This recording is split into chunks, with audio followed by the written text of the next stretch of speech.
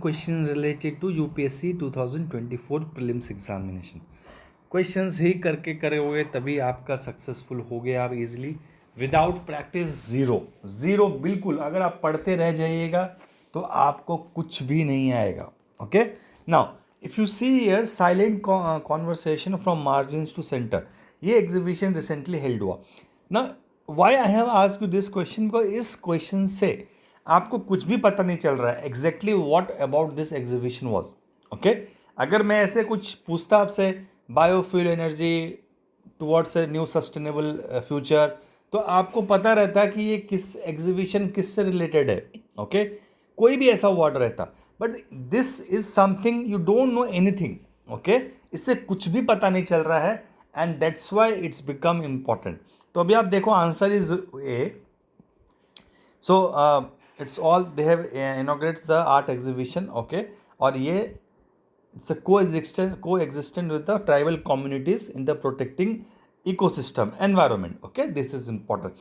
Now if you see second question related to United Nation framework, कोई भी ऐसी चीज जिसके आगे यूएन लिखा हुआ है that is important for your prelims examination, और ये टॉपिक आपको आसानी से नहीं मिलेगा। Okay, you really need to depend somewhere. आप या तो गोल्टाइट पे डिपेंड हो मेरे वाले पे, और या तो आप कहीं और पे जाइए। So it you have to depend someone for such question such queries. UNFC is something UN body है, and if you see last year also they have asked what UNOPS, किसी ने कवर नहीं किया था।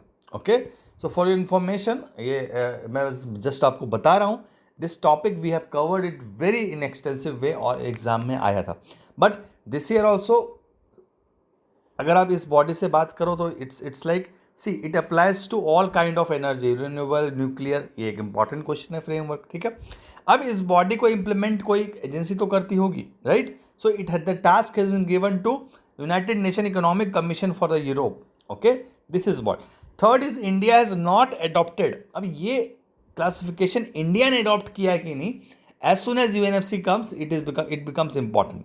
ठीक है, तो answer is B, only two. Third is correct, India has adopted.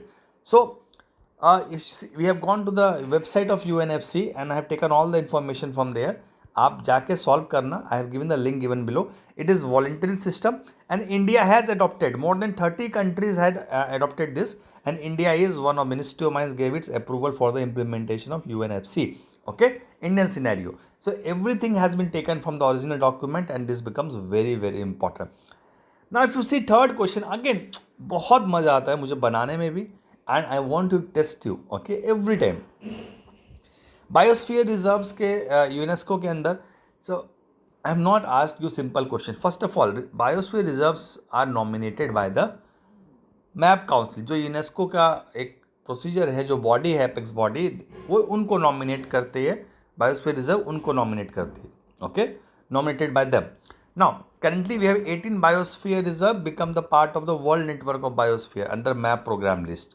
Third is there is also a mechanism of the periodic review process, मतलब हर एक पीरियड के बाद कब कब होना चाहिए, 1 साल 2 साल, यहाँ पे मैंने 10 ईयर्स पूछा है। ओके, पीरियोडिक रिव्यू होता है कि ये सही है या नहीं है, उसको हटाना चाहिए बायोस्फीयर रिजर्व को या स्टिल कंटिन्यू करना चाहिए। ओके, तो you go to the answer A only one. अब इसमें से देखो आप, नॉमिनेट नेशनल गवर्नमेंट ही करती है, डेजिग्नेट करती है ये बॉडी। तो नॉमिनेट और डेजिग्नेशन में डिफरेंस है। Okay, make sure you remember. यहाँ देखो आप, नॉमिनेशन एंड डेजिग्नेशन में डिफरेंस है। Biosphere are nominated by national government only, वो डेजिग्नेट करने के लिए काउंसिल की हेल्प पड़ती है। If you see India, they are total 18 reserves are recognised by India, 12 are part of only. So second statement is also incorrect. First तो incorrect है ही, सेकेंड ऑल्सो इज इनकरेक्ट। अब देखो ये 12 हैं जो वर्ल्ड नेटवर्क में रिकॉग्नाइज्ड है। ठीक है, एंड द थर्ड स्टेटमेंट हुआ review process, there is a review process. Okay, ठीक है, इधर मेंशन नहीं है। It's after every 10 years, it is correct statement. Okay, तो आप इसको लिख लोगे। Okay, every 10 years that statement is correct, there is a review process and it is done. तो आपको ये इस क्वेश्चन का आंसर मिल गया।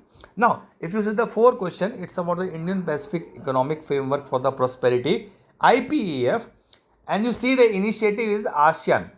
ओके, इनिशिएटिव इज आसियान, गलत है ये। यूएस का इनिशिएटिव है and India is a member. Yes, India is a member. तो बी. तो again you can see the solution. Link is given below. आप नीचे लिंक पे जाइए, क्लिक कीजिए and solve the entire 10 questions. Okay, daily basis पे solve करो. You will really lot learn lot. Okay, तो will meet tomorrow. Thank you.